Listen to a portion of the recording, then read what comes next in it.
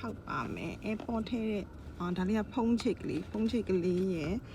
ဒါက airport ထဲတဲ့ဟာလေးရယ် baby 3တွေကပါဒီဖုံးချိတ်ကလေးတွေကဆိုလို့ရှိရင်အပြာလေးနေရွေးရှိအပြာလေးရချင်တယ်ဖောက်ကြည့်မယ်မီးဖွင့်လိုက်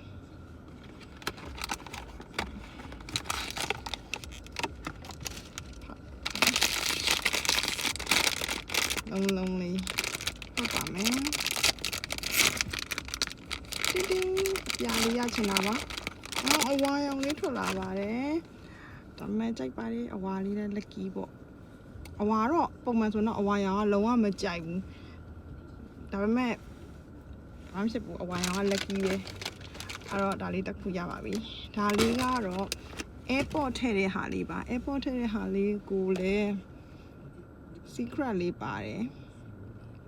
ဒီမှာနေရွက်အရှိလေးပန်းအောင်လေးလည်းပါတယ်ရတယ်ဒီဟာလေးကဘာရောင်ဖြစ်ကြိုက်တယ်ဒီကလူချင်တာတော့ဗာလေးလူချင်တယ်ဆိုတော့ဒီနေရွက်ရှည်လေးရရင်တော့ကောင်းမယ်ပေါ့ဖောက်ပါမယ်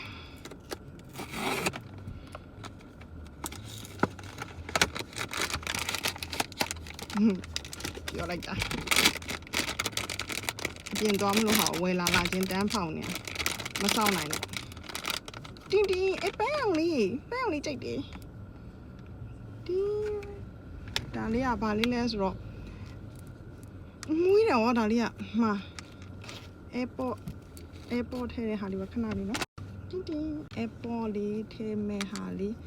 ဒီမှာထည့်ပါမယ်နည်းနည်းတော့ပိတ်လို့တော့တိတ်မရအောင်အရန်ကြက်နေသူ့ရဲ့မျက်နှာကြီးနေလို့လေဘူးကကြီးနေရထင်တယ်ခဏလေးနော်သူ့ရဲ့မျက်နှာကကြီးနေတယ်မှာအခွန်ချွတ်လိုက်ပြီးဆိုပေမဲ့လည်းဒီမှာကနည်းနည်းအရန်တိတ်အရန်မရအောင်တော့ဝါလောက်ပဲရတယ်